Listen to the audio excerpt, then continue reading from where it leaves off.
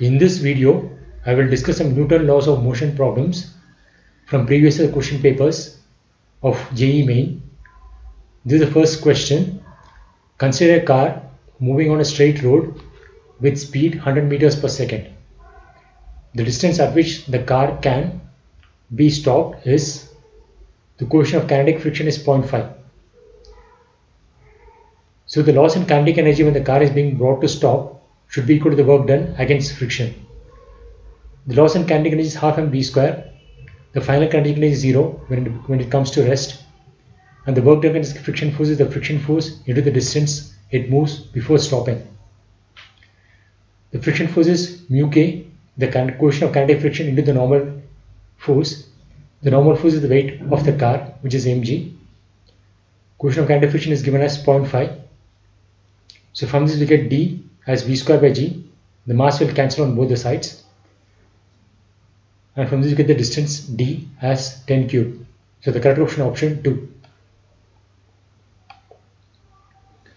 This is the next question. A player caught a cricket ball of mass 150 grams moving at a rate of 20 meters per second. If the catching process is completed in 0.1 seconds, the force of blow exerted by the ball on the hand of the player is equal to.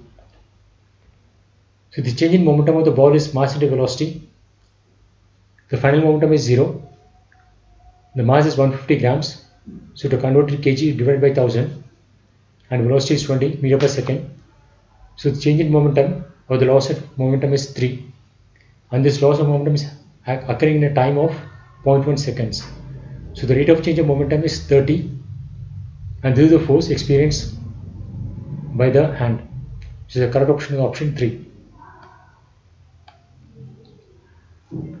This is the next question. A block of mass m is connected to another block of mass capital M by a spring, massless spring, of spring constant K. The blocks are kept on a smooth horizontal surface.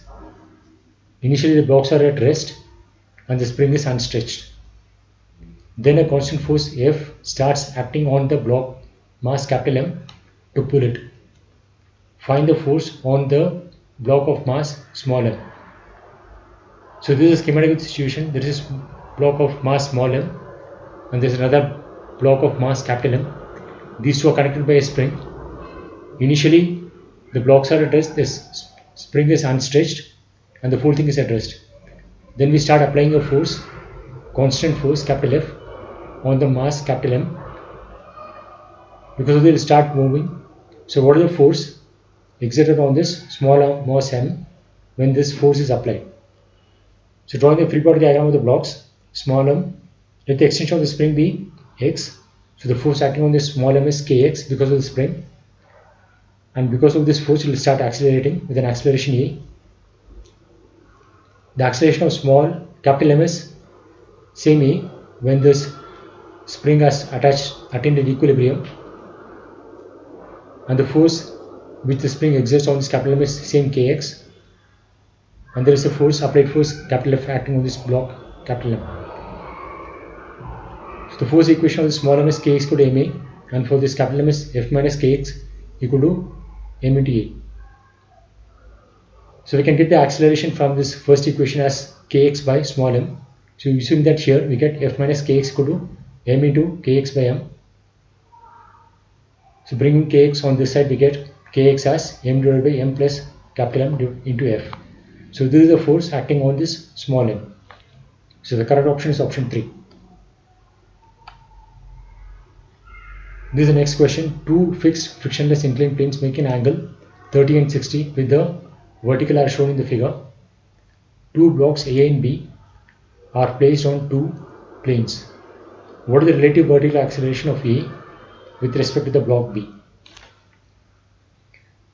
So the acceleration of A down the plane is g sine 60 and acceleration of B down the plane is g sine 30. So the component of acceleration of the block A in the vertical direction is, this angle is 30, so it should be cos 30, so g sine 60 cos 30. Similarly, the vertical component of the acceleration of B in the vertical direction is, this angle is 60, so it is cos 60, so g sine 30 cos 60. So you have to find the relative acceleration of A with respect to B in the vertical direction. So it is acceleration of A in the vertical direction minus acceleration of B in the vertical direction. This is the basic idea of relative motion. So using these two expressions, we get relative velocity, relative acceleration in the vertical direction as g, this thing, minus g half square, using the value of sine and cos for 30 and 60 degrees. So from this we get the value of relative acceleration in the vertical direction g by 2 downwards, and g is 9.8. So from that we get the acceleration of 4.9 in the downward direction. So the correct option is option 1.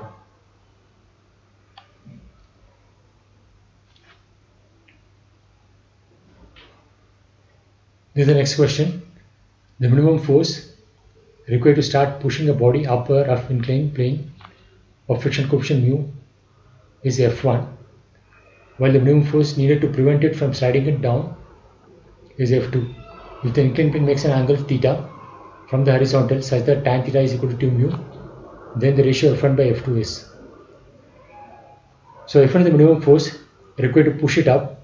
So when it's trying to move up, the friction force will be in the opposite direction, it will be the downward direction.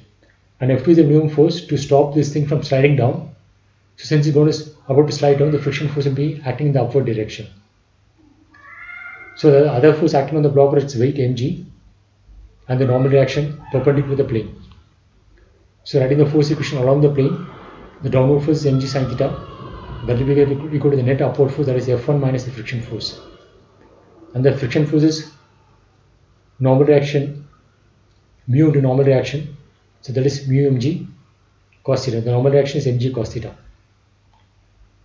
Similarly, in this case, the downward force is mg sin theta, and the upward force is F2 plus the friction force, and friction force is mu into normal reaction. Normal reaction is mg cos theta. So from this we can get F1 by F2 as, mg is common, that can be cancelled. So F1 will be sin theta plus mu cos theta, and F2 is sin theta minus mu cos theta. Dividing the numerator by cos theta, we get this ratio as tan theta plus mu divided by tan theta minus mu, and tan theta has been given as 2 mu. So from this we get the ratio as 3 by 1. So the force F1 required to push it up will be more than the force required to keep it from sliding it down, and that ratio is 3. So the correct option is option 4. And one more thing to notice is the inclination of the plane theta is greater than tan inverse mu. So that's why the block will slide down. If the angle is less than tan inverse mu, then the block will not slide down. So in that case, the friction force is sufficient to keep the block from sliding down. This is the next question. A particle of mass m is at rest at origin at time t equal to 0. It is subjected to a force Ft equal to F0 into e raised to the power minus bt in the x direction. Its speed is depicted by which of the following curves? So the force is being given as F equal to F0 into e raised to the power minus bt, and force is mass into acceleration by Newton's second law, and acceleration is dv by dt. So from this we get this relation by integrating this one.